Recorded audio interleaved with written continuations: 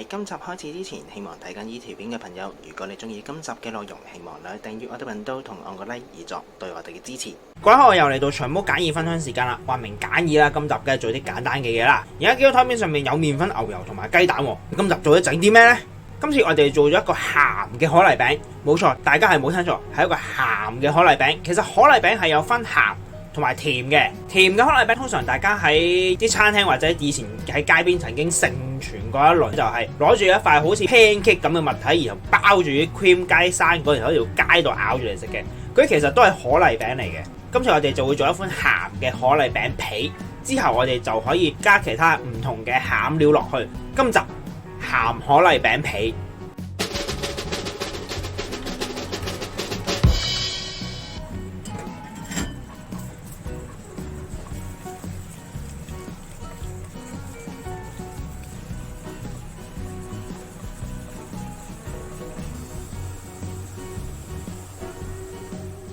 喺混合所有材料之前，我哋首先要處理咗一樣嘢先，嗰樣就係牛油。我哋要首先將佢煮到變咗做 Hazelnut butter， 即係呢個焦化牛油。個名聽落去好似係純粹將佢煮燶，但係其實唔係嘅。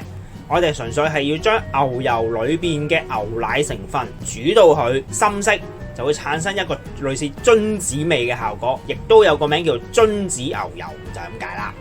第一件事，將牛油擺落去個鍋裏邊，然後可以用中火去煮溶佢。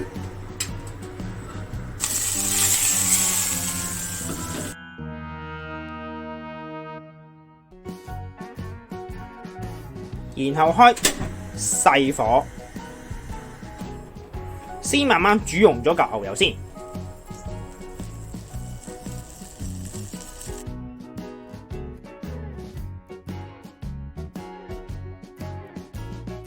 差唔多溶晒啦，較翻大少少個火。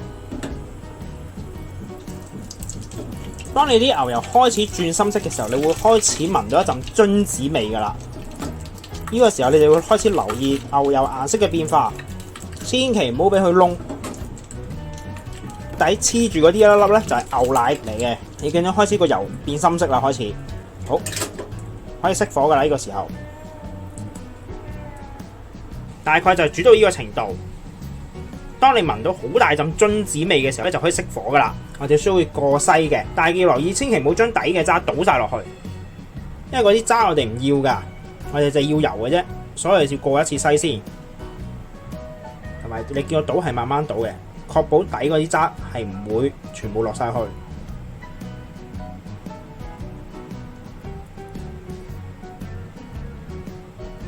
底一紮唔要噶啦，然後你見到呢個底都有少少渣嘅，所以我哋要等佢靜止一陣，等佢變翻做室溫先。然後我哋再倒落去我哋嘅粉團裏邊嘅時候，千祈唔好倒埋底嘅渣，都係要慢慢倒落去，就可以確保到你個粉團裏邊就唔會有呢一堆渣噶啦。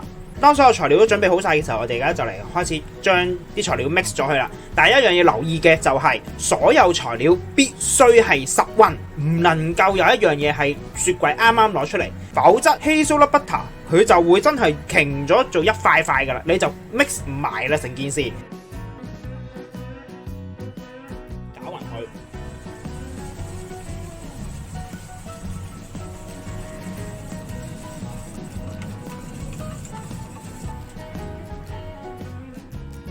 所以一定要留意係全部一定要係室溫狀態嘅。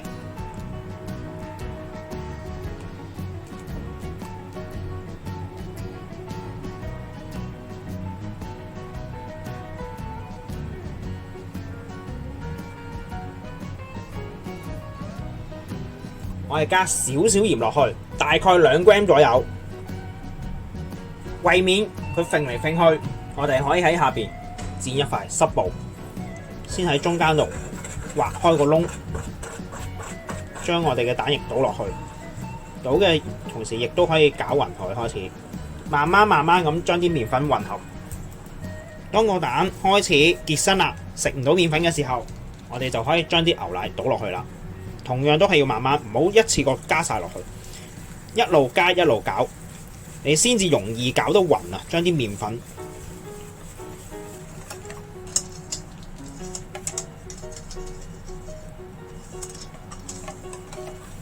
然後將我哋嘅希蘇粒 butter 倒埋落去，倒嘅時候要記住一路攪一路倒。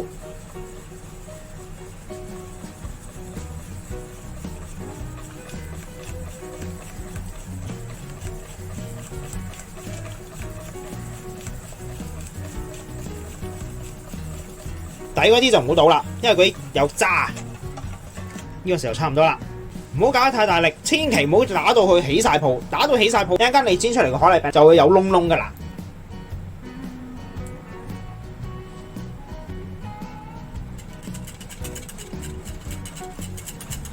然後呢一個漿我哋需要擺入雪櫃去 rest 佢最少半個鐘頭至1個鐘頭之後先至可以煎嘅，唔可以即刻煎，因為佢而家可能仲有啲泡啊，要俾啲時間去釋放翻出嚟嘅。其實煎 crepes 同煎 pancake 啊、豆沙餅嗰啲一樣嘅，我哋係會需要用到一個易結鑊。點解用易結鑊呢？因為 crepes 呢一類嘅嘢都係比較容易黐底啊，所以我哋最好係用啲易結鑊，就冇咁容易黐底，冇咁容易煎爛塊皮啦。第一件事，我哋先將個漿輕輕攪翻勻佢先，因為你喺佢 rest 嘅時候，佢有機會面頭會有啲分離咗啊，或者可能啲浮咗上嚟嘅，咁你最好就係攪翻勻佢，變翻順滑先。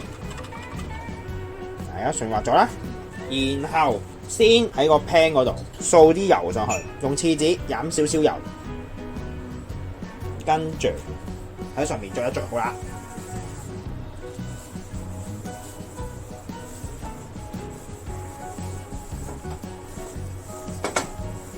油係唔需要多嘅，然後開中火至細火。另外準備一個膠刮，去方便一間反 crepes 用嘅。然後落漿嘅話，先較最細火，跟住我哋會落喺1/3呢一邊嘅，等佢可以行勻成個 pan。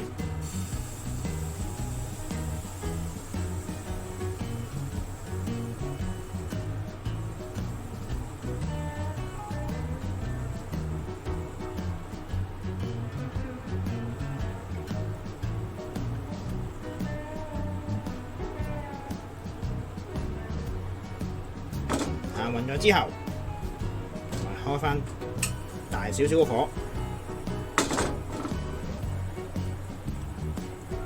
你見到側邊開始翹起嘅，就代表佢開始得㗎啦。呢個時候我哋輕輕多篤佢，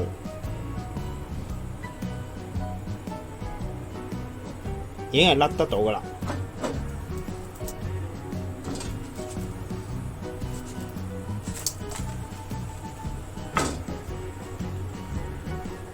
反轉之後輕輕煎一煎得㗎啦，唔需要煎太耐嘅。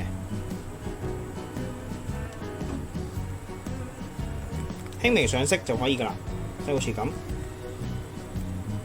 已經輕微上色啦，就完成㗎啦呢一塊。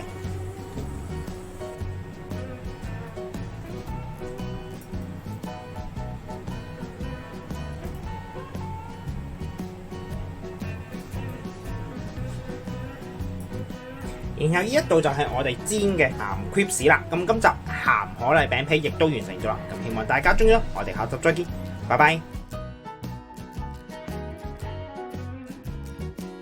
今集亦都差唔多啦，多謝各位收睇。